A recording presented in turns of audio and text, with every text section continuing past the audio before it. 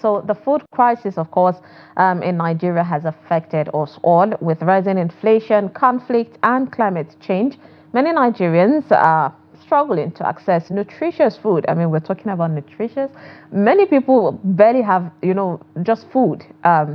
So according to recent reports, over 20 million Nigerians are facing acute food insecurities, with some states experiencing several malnutrition and hunger. Now, these states, of course, are from the northern part of Nigeria. So in this special segment, we will be exploring the root causes of this crisis, its impact on our communities, and potential solutions.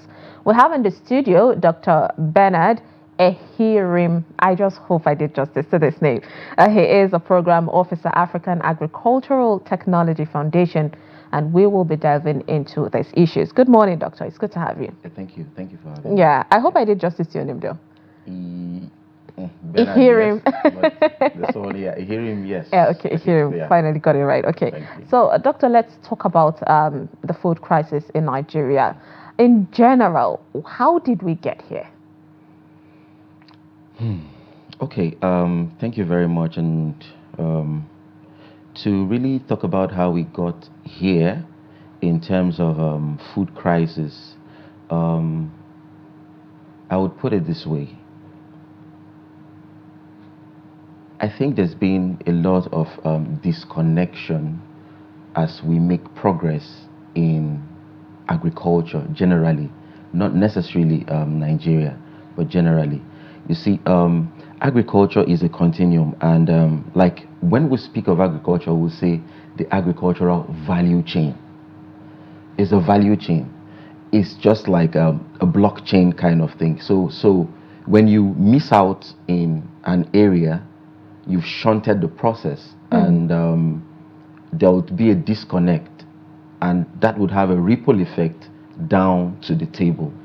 So for me, that has been in the space for a while, I have seen that that is really the root cause of the problem. So there's been disconnections at different areas of the agricultural value chain. So when this is synced, when it's synchronized, I think we can make progress. Yes.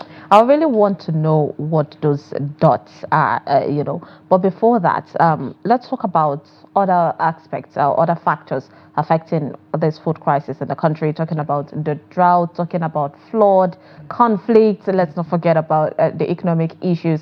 How are all of this, affecting the food crisis? So just as put out and as mentioned, those are actually some of the causes of the food crisis.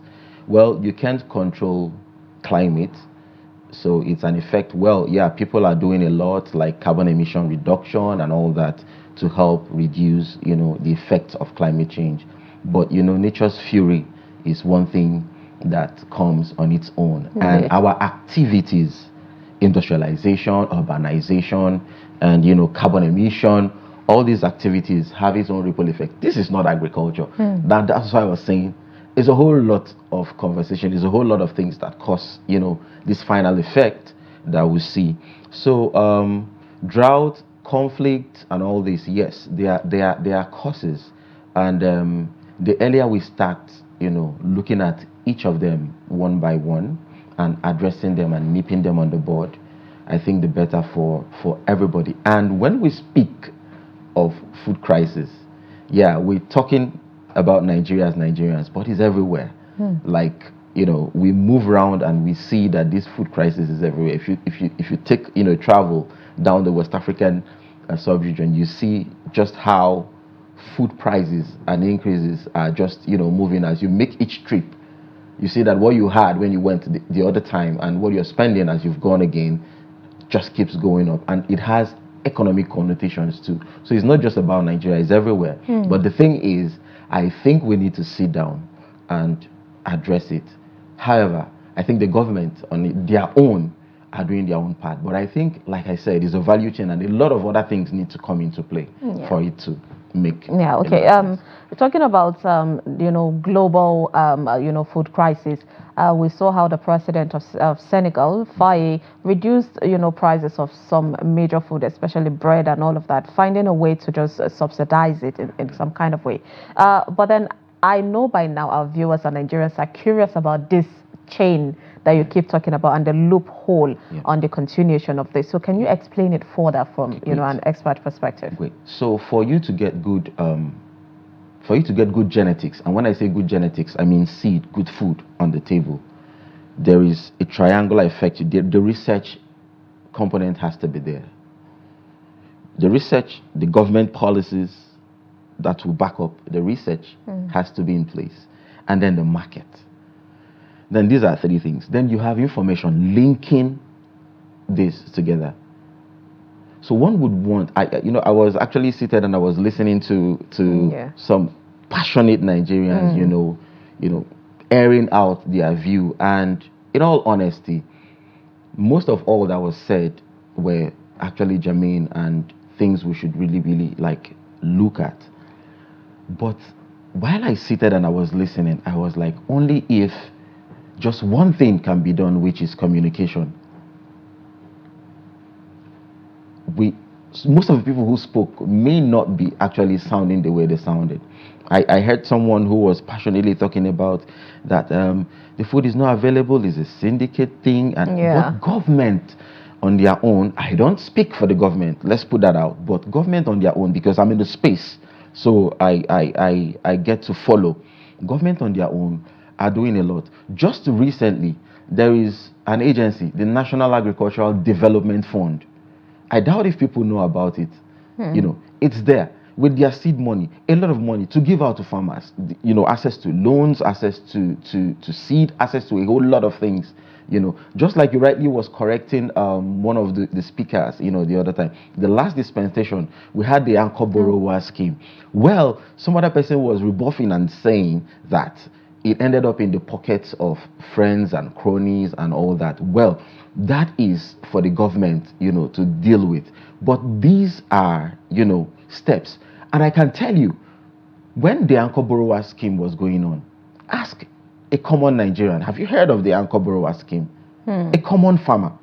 He doesn't even know about the anchor borrower scheme. That seems to be the problem. Exactly. As I speak to you now, the National Agricultural Development Fund is about 2 years old. I doubt if Nigerians really know. And that's where the communication aspect, has to come into play. Now, in our research institutes, we have about 16 or 17 of them. We have research findings sitting in the shelves of research institutes, of agricultural, universities, agricultural institutions. What are all those researchers doing on those shelves? We need information. We need the private sector to also come in and get out all these technologies.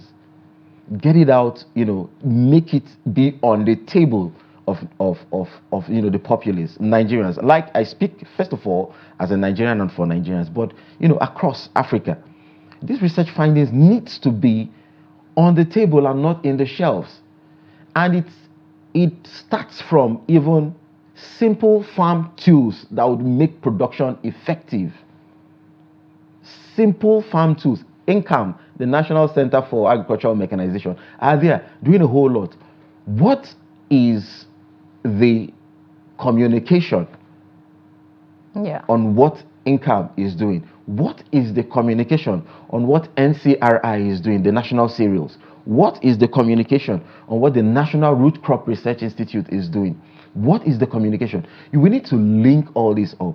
When you link all these up, and like I said, it is just little disconnections. You will see that we'll be able to, ramp up. In 2016 or 2017, the National Cereals Research Institute released a rice variety that could withstand flood. How many Nigerians know about that? NCRI will do their bit. It's a National Research Institute, but there are other agencies that can come in. We're begging private agencies to come in, publicize these genetics, these materials, these technologies, so that people can have access.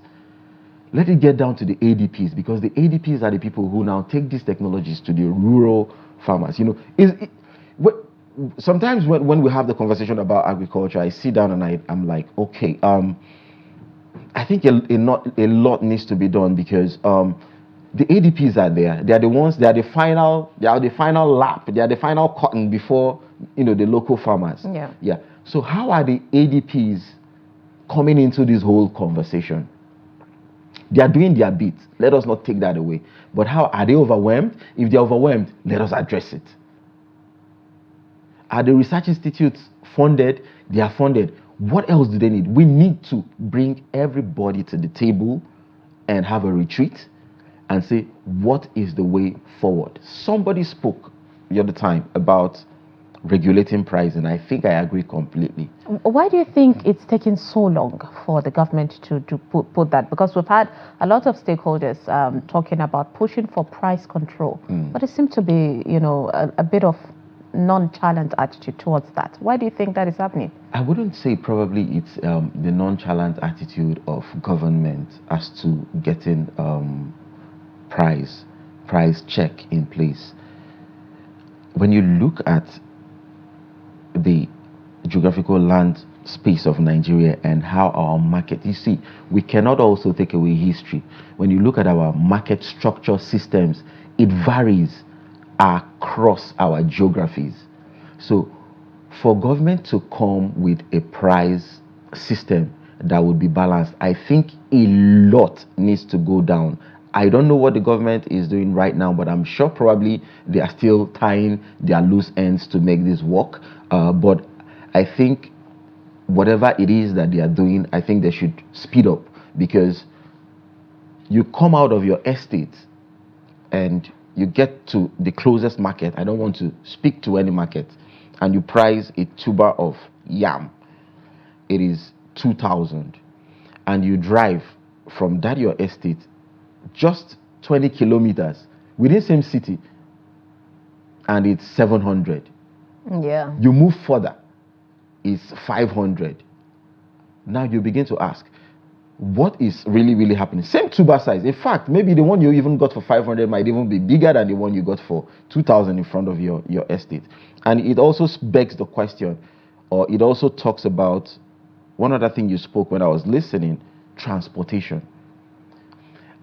Now we begin to see that this conversation, while you're going this way, there's a lot you need to talk about in this way, you know, to make everything, you know, balanced. And that is why I said, until we get into the blockchain system, you know, we will not, you know, make good headway. Indeed. I mean, talking about headway, research is something that we know advanced countries tend to use in order to move forward, to grow the nation. Yeah. And you pointed out that Nigeria is in that space where they can make research and spread it across. Let's even stay with the region, West African region, to curb the insecurity. Is there political will for that to happen? Because we've seen some policies where stakeholders come out to say they don't get involved in that decision making, that the government don't reach out to them in order to sit down and find, you know, better solutions before putting policies out there. So in the agricultural sector, do you think there's a kind of coming together under one umbrella to make the best decision? Okay, yeah. So to answer this, if there is the will, I'll start from there. For the president to have declared emergency, it wasn't me, you know, saying it. I don't work in the State House, but I think it was as a result of what he was told or what he was advised, that he declared an emergency on food in Nigeria. Let's stick to Nigeria. And you can see that everything around the agricultural policy, the federal government is working so hard, the NADEF is there to give funds. Really, we just need to bring all these connections, you know, together. I keep saying this. Let me say, for the government to have declared state of emergency, it simply means that they are interested. But some other person might want to argue that it's just words of mouth. But for the president of a country to declare a state of emergency, it simply means that that sector needs to sit up.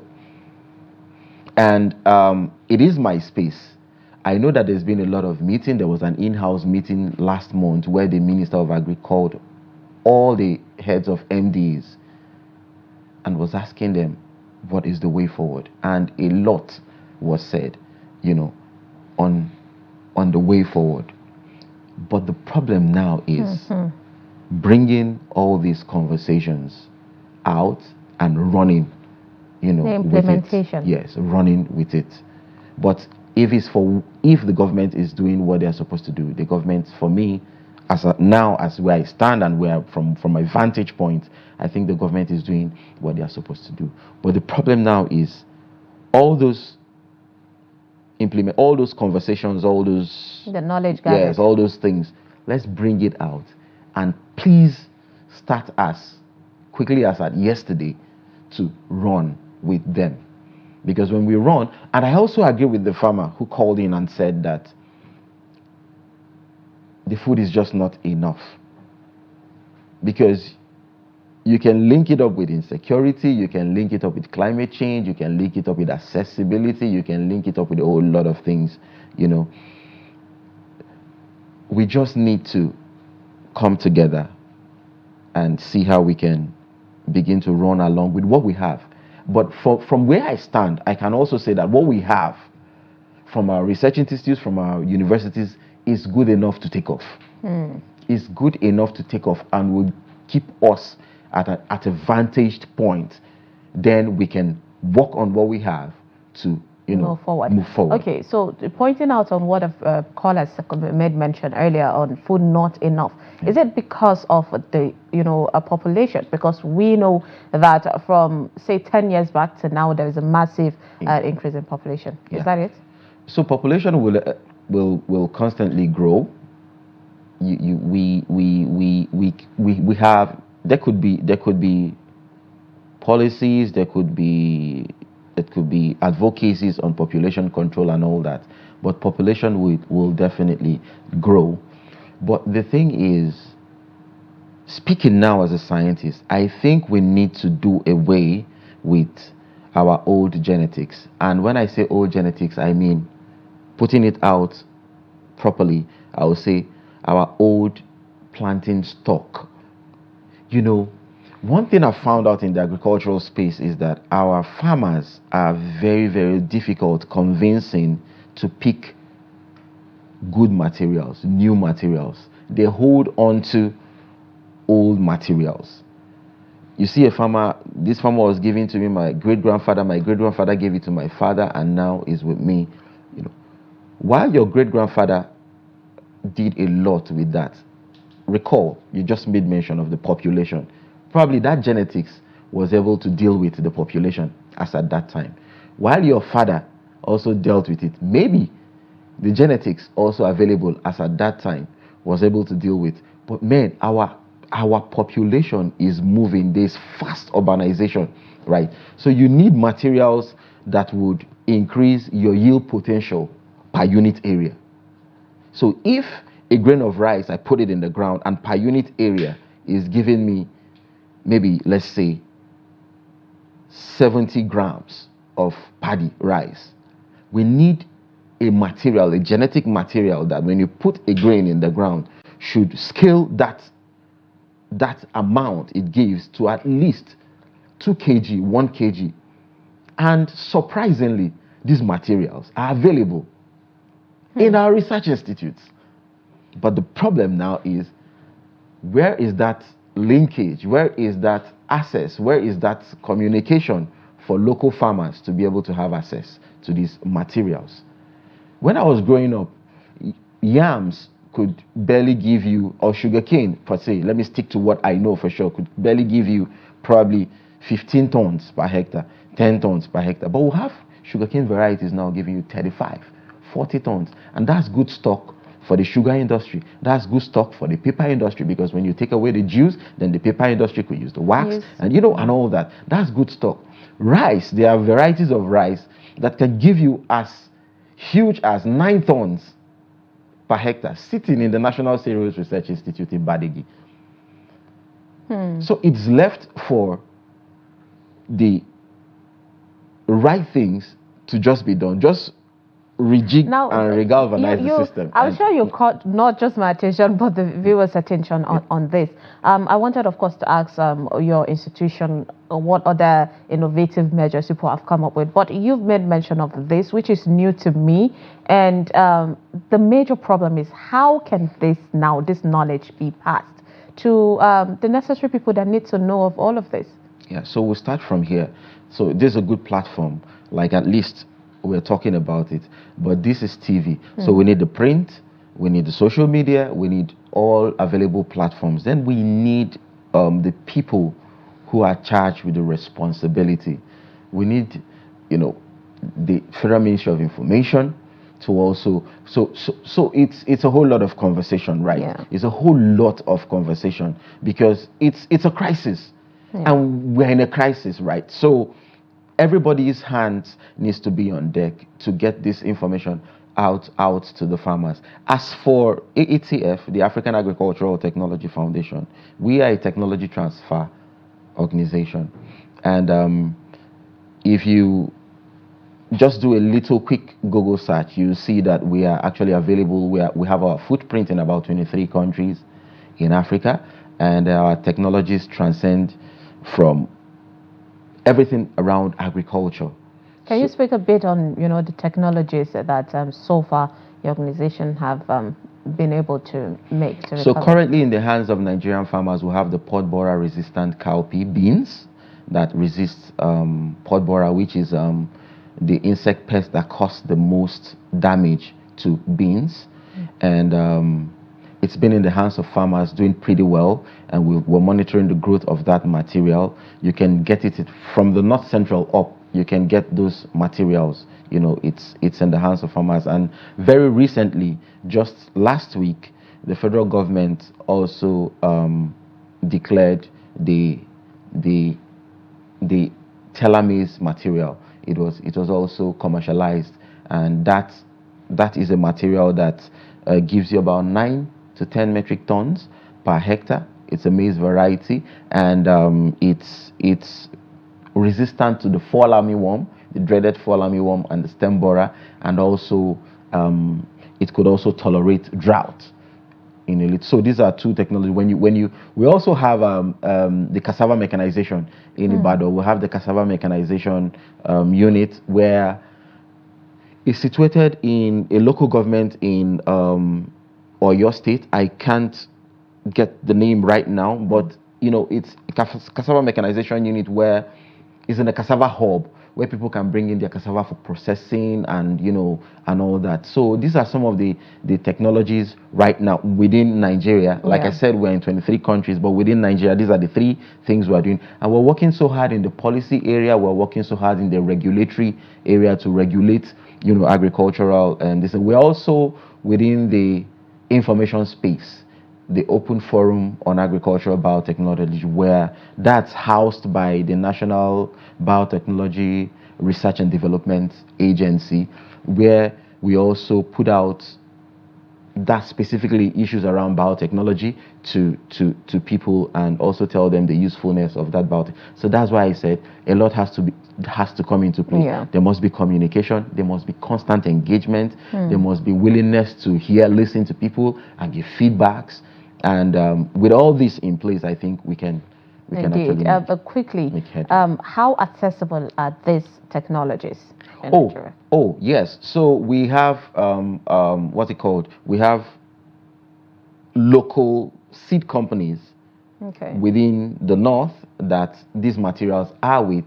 However, the Institute for Agricultural Research, so AATF is an international organization, so we don't just come in and just work. So we work with the local research organizations. Now, the Institute for Agricultural Research has the mandate for genetic research and development for maize and even the cowpea. So we worked with the scientists, the local scientists in the Institute for Agricultural Research in Samarin, Zaria.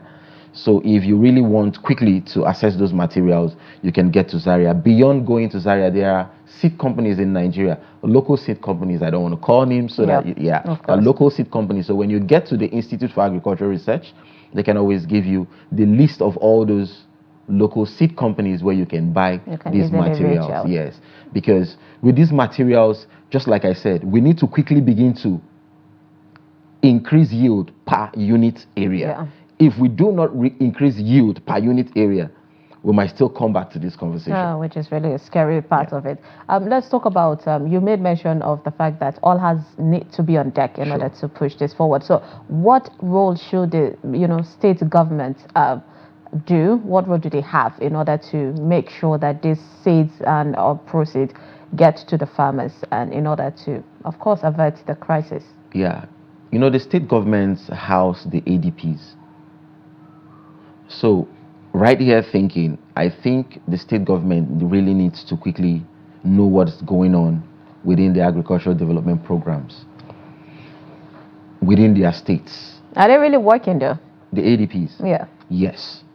Would you say Nigerian farmers are really benefiting from the ADPs?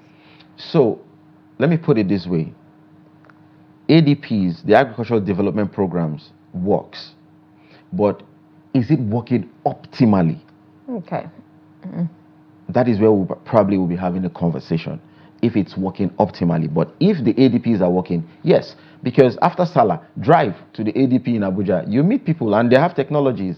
Yeah. They have things to tell you, they have things to show you. If you want their agents, at the rural areas, with one dial, you speak to them in the rural areas. But do the farmers in the rural area know these agents? Probably I would say yes, but not to the extent to which it begins to create an impact.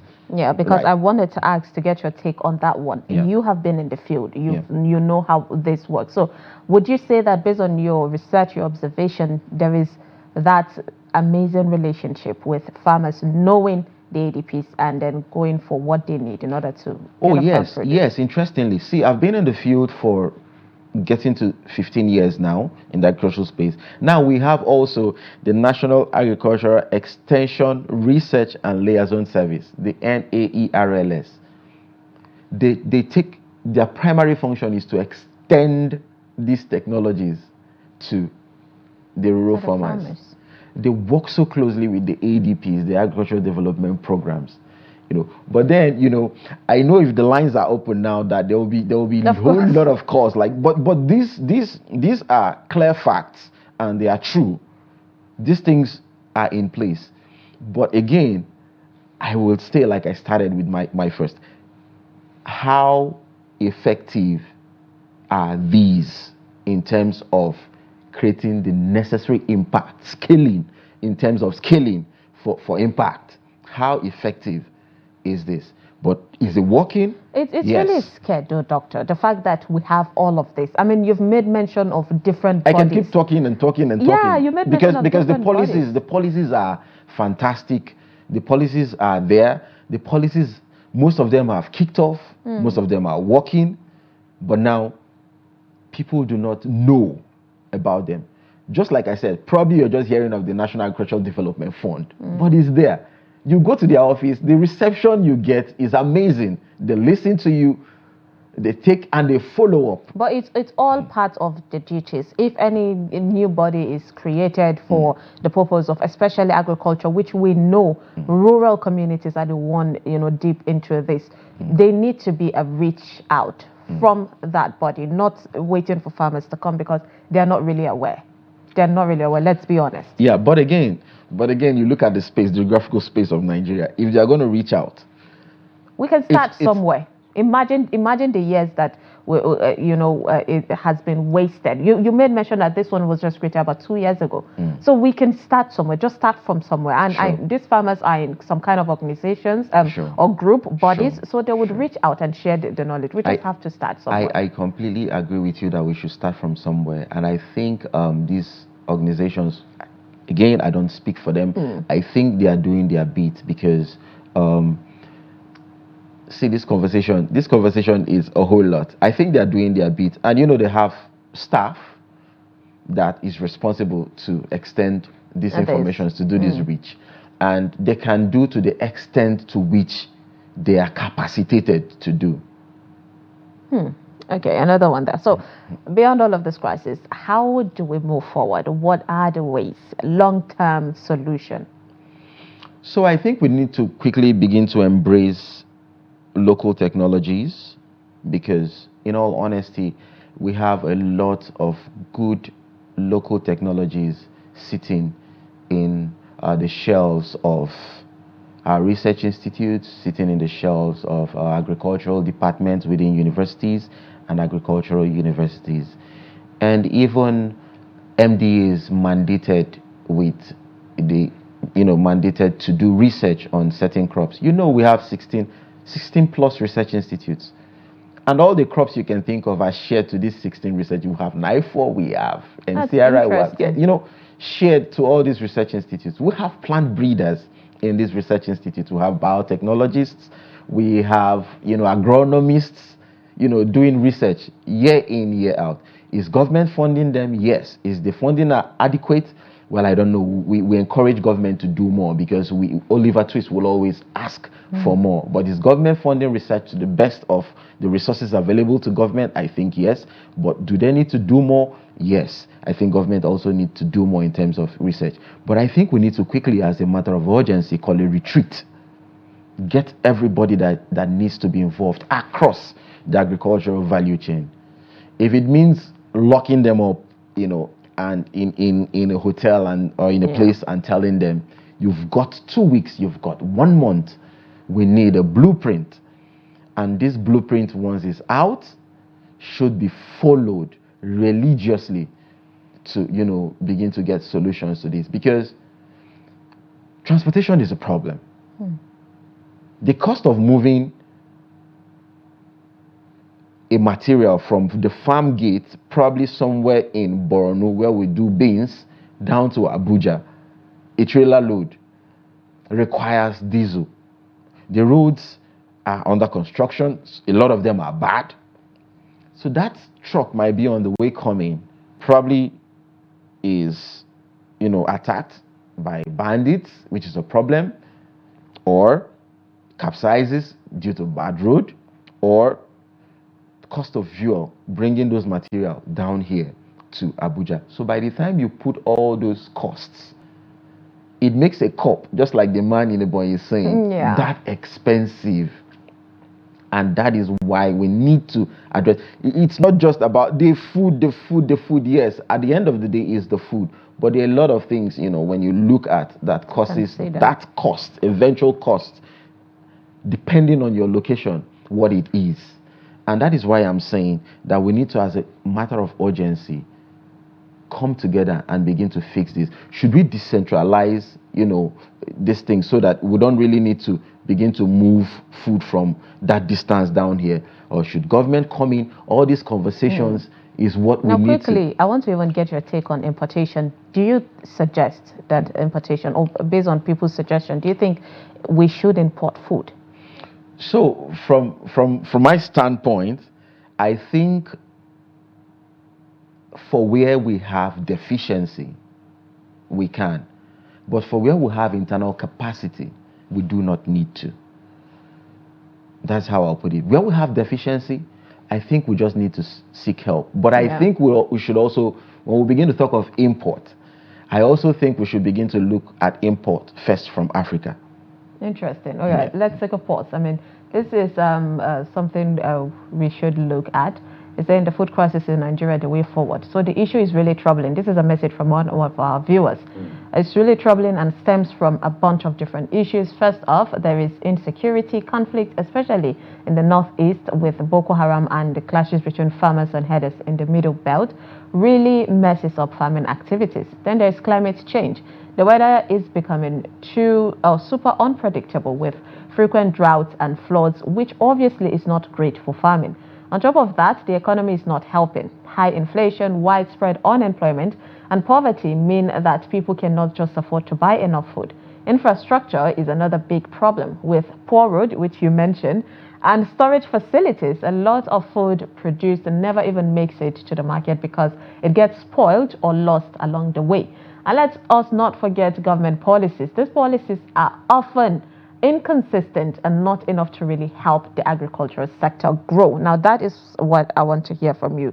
The policies of the government, why are they so not inconsistent? You made mention of the fact that most things are put in place, but there is, lack of implementation process is always the problem. So why do you think we find ourselves in this situation over and over again? Yeah, so policies drive